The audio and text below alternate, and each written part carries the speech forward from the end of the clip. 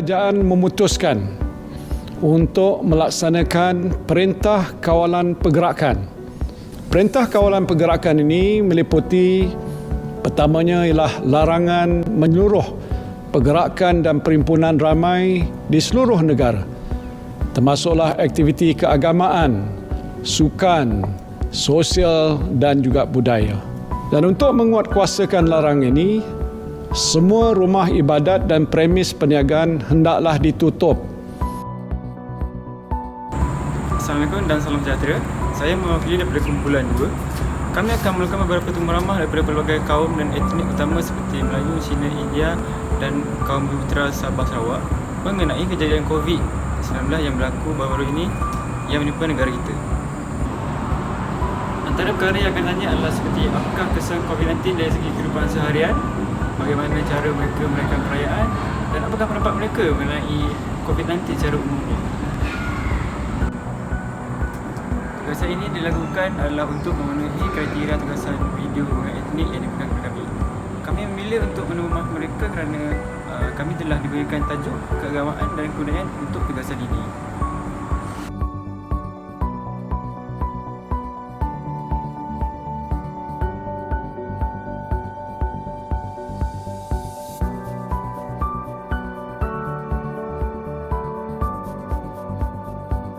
Pihak masjid menerima sebuah kerajaan untuk menutup masjid supaya mengelakkan daripada orang ramai datang, dan dibenarkan hanya 3 orang saja yang masuk ke masjid ketika itu, iaitu Imam Bilal Siap yang boleh berkhidmat di masjid ini setiap waktu. Selain itu sembahyang di rumah lah, dan setiap subuh dimaklumkan masyarakat ataupun makmum yang di luar sana supaya mengadakan sembahyang berjemaah di rumah masing-masing. Sehinggalah sampai saya tak ingat bulan lepas lah, 2 bulan lepas rasanya kerajaan melonggarkan, yang mana Gombak ni disebut istiharkan sekian selamat lah. Kuning hijau apa nama dia? Zon hijau. Diisytiharkan Gombak ni zon hijau. Maka dibolehkan sembahyang masyarakat sembahyang berjemaah ke masjid.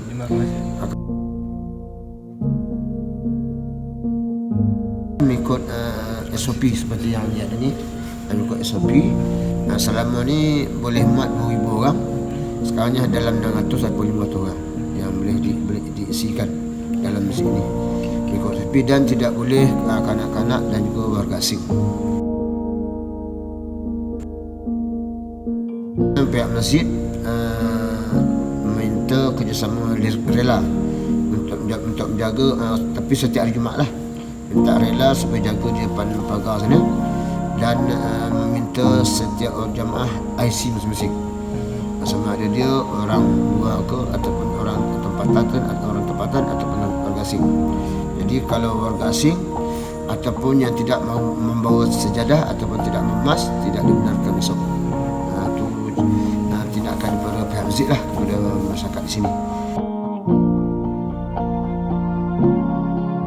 Boleh warga asing masuk ke masjid ni, tapi warga asing yang setempat, orang yang duduk setempat kat sini, mana kita kenal dia duduk kat sini, dalam sini, kita benarkan dia masuk. Tapi warga asing yang tidak kita kenal, kita bagi masuk. Itu tindakan pihak masjid lah untuk menjaga mengekang merebaknya COVID-19 ni.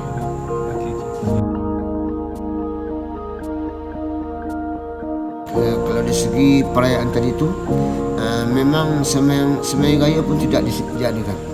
Maknanya sembahyang raya di rumah masing-masing. Di rumah masing-masing buat sembahyang raya. Saya ataupun saya sendiri, bila habis salat kita kunci. Habis salat saja kita kunci pun. Dan sekarang ni masih ada orang sini lagi dijaga. Tidak, kami kalau orang asing ataupun orang tempatan bisa keluar saja, sebab pagar tu kami kunci. setiap waktu itu subuh ke, zuhur, asar ke, sampai isyak ke, habis saja waktu salat kita suruh keluar kunci. Maknanya contohnya kita nak kunci, ada orang nak masuk salat, kita benarkanlah sekejap. Atau ada orang tu nak ke tandas saja, kita benarkanlah sekejap. Untuk beri peluang kepada masyarakat itu. Itulah cara untuk mengekang.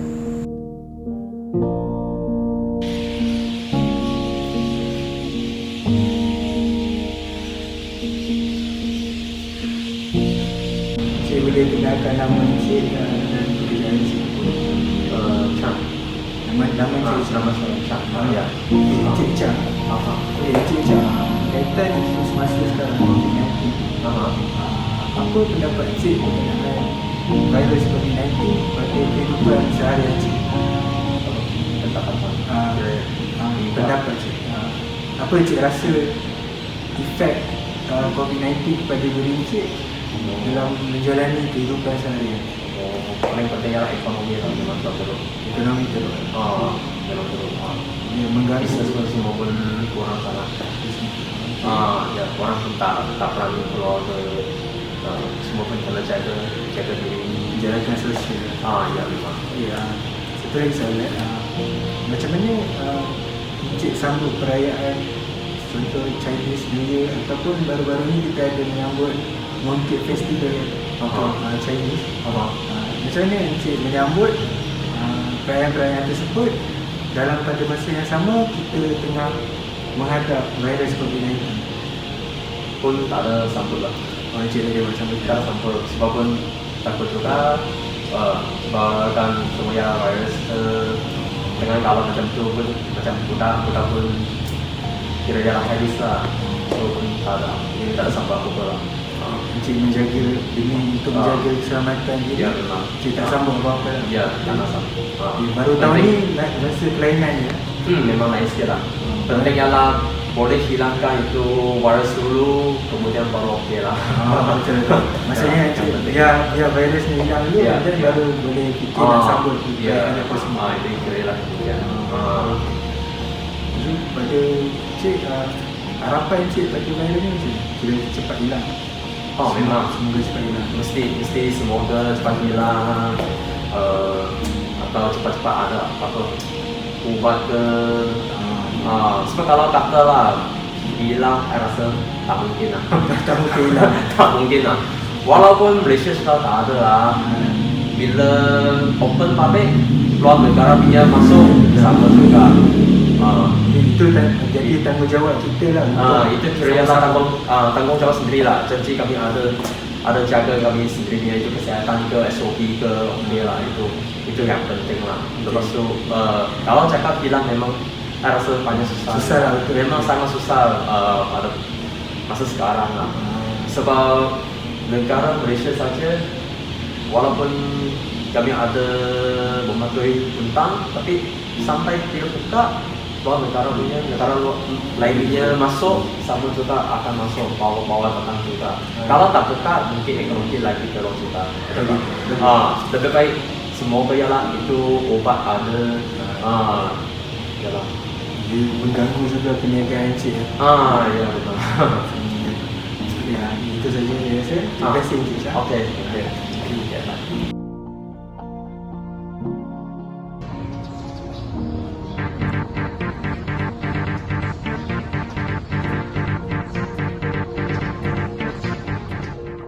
Saya Adil, kami datang untuk membuat interview tentang agama Hindu dan bagaimana kesan bagaimana COVID-19 memberi impak kepada aktiviti keagamaan di sini.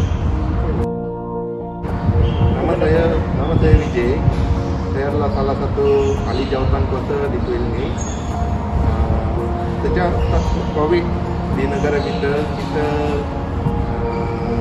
mengadakan upacara untuk boleh dimaksudkan upacara keselamatan COVID di negara kita lah. So setiap hari kami akan buat satu upacara yang menyebabkan satu upacara yang kita selalu buatlah pukul 5 ke atas. Dalam 1 jam itu upacara boleh habis. Itu upacara itu menyebabkan untuk COVID yang telah menghadap di negara kita untuk membasmikan itu kuman lah. So bila kami buat upacara itu, kami akan pakai barang-barang herbal lah untuk melakukan itu upacara, supaya itu upacara boleh membasmikan kuman di sekeliling kita lah. So setiap hari itu upacara kita akan buat lah. Dan pada masa yang sama tu kita juga ada SOP untuk kuil ni, menghadkan orang yang datang sembahyang tu, kita menghadkan lah. So itu ada. Jadi sepanjang berlakunya COVID-19, ada tak COVID-19 ni menghalang aktiviti seperti perayaan ke? Kami banyak perayaan kami telah dibatalkan lah, disebabkan pasal COVID ni. Upacara-upacara yang tidak meliputi orang ramai lah. So macam kita buat upacara yang macam yang terhad lah, dalam 10 orang ke pandita-pandita yang memerlukan saja kita melaksanakan itu upacara lah. Yang upacara besar-besaran ni sampai buat masa ni kami tak buat, dan kami macam bantah lah semua program-program semua ni. Masih mengikut ciri SOP lah. Okay.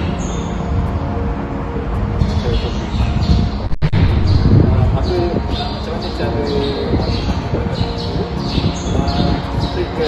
stop the spread of COVID-19.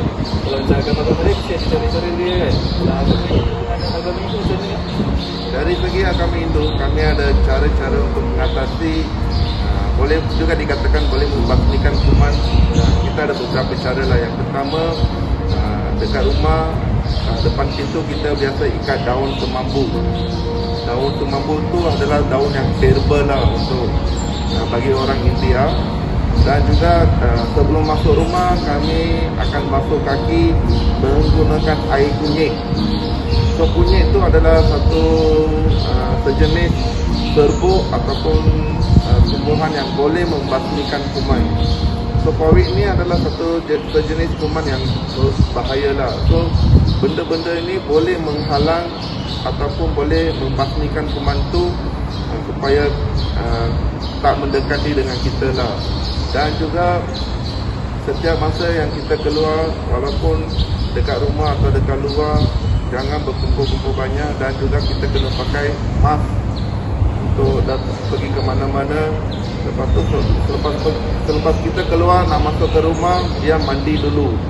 Sebab anak-anak kecil ada, orang tua ada. So kita kena walaupun SOP itu bukan setakat dekat kilang ke, dekat kuil ke, mana-mana, dekat rumah pun kita kena follow SOP yang seperti ini untuk mengatasi masalah-masalah yang COVID ni lah. Dari segi makanan pun macam orang India, kami biasa dekat semua rumah lah, yang orang India punya ada sup herbal lah. Boleh dikatakan juga dalam bahasa India rasam. Rasam itu adalah sejenis sup yang herbal yang boleh membasmikan kuman di dalam badan kita. Encik kepada orang awam yang penganut agama Hindu. Okey, nasihat saya bagi untuk semua orang, follow lah SOP yang negara kita disediakan, dan juga sentiasa pakai mask dan hand sanitizer tu kena pakai untuk mengatasi masalah-masalah seperti ini. Okay.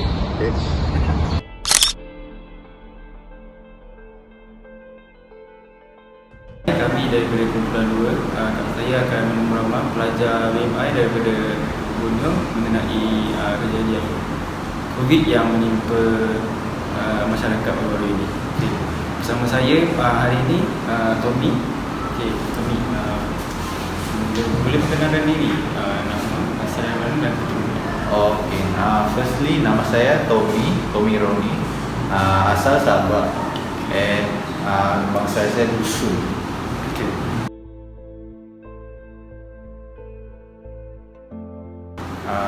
Kalau saya ni antara yang malam lah, sebab malam sebelum declare lockdown tu, saya sebenarnya on the way di airport untuk balik Sabah, tapi malangnya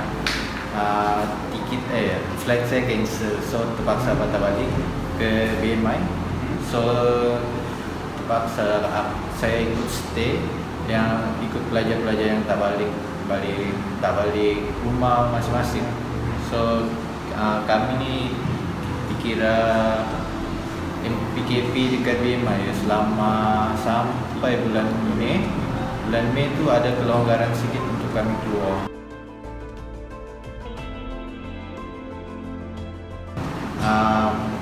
Kami diberi makanan free pagi, tengah hari dengan malam.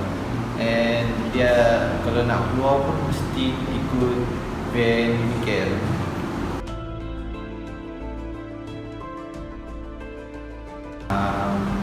Saya ni kami sambut Hari Keamatan. Hari Keamatan tu dia disambut pada hujung bulan Mei. So memandangkan student sini tak ramai yang bangsa yang sama dengan saya. So terpaksa lah saya tak sambut perayaan tu untuk this year. So fikir kami tak sambut lah. Kami di bilik masing-masing.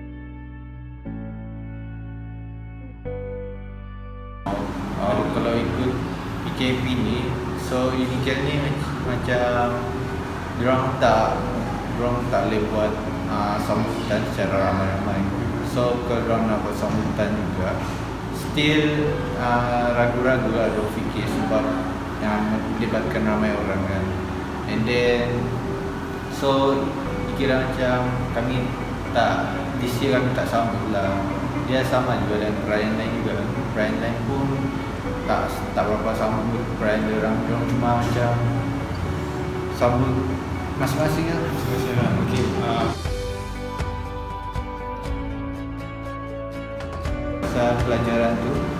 Pelajaran tu memang ada tu baik pros and cons dia. Contohnya kalau pros dia senang. Pelajar tak perlu belajar tak perlu macam susah payah nak sediakan diri macam bazirkan masa, cuma banyak masa yang memenatkan lah untuk pergi kelas lah, buat kerja, semua tu boleh buat secara online. Sebab hanya buka laptop atau PC ke, and then buat itu je. Boleh bincang online, tak perlu pergi jumpa kawan-kawan. Tapi ada juga cons dia, sebab ramai di kalangan kawan saya, dia orang macam tak berapa fokus dengan online kelas ni, sebab dia punya cara kita fokus pembelajaran kita untuk time di kelas dengan time online kelas ni berbeza sangat dari segi kita adalah first time kan online kelas.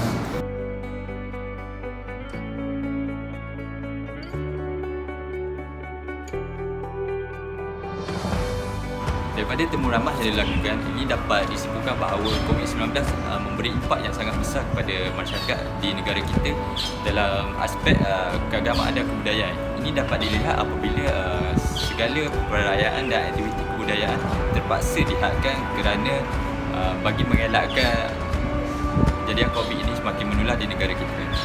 Namun begitu, dalam keburukan ada juga kebaikannya apabila perayaan kali ini menjadikannya lebih istimewa apabila mereka yang telah berada di rumah dapat beraya bersama keluarga dan mereka yang berada berjauhan dengan keluarga dapat beraya bersama keluarga dalam atas talian. Ini merupakan satu perkara yang amat berbeza daripada perayaan-perayaan yang telah diadakan pada sebelum ini. Semoga wabak COVID-19 di dunia ini akan hilang, khususnya di Malaysia. Walaupun kemungkinan penyakit ini tidak dapat dihapuskan, sekurang-kurangnya penawarnya seperti vaksin akan segera dihasilkan dan dapat digunakan secara meluas. Itu sahaja daripada kami Kumpulan 2. Sekian, terima kasih. اللهم إن هذا المرض جند من جنودك تصيب به من تشاء وتصرفه عمن تشاء. اللهم فاصرفه عنا وعن بيوتنا وعن أهلينا وأزواجنا وذرارينا وبلاد المسلمين. واحفظنا مما نخاف ونحذر فأنت خير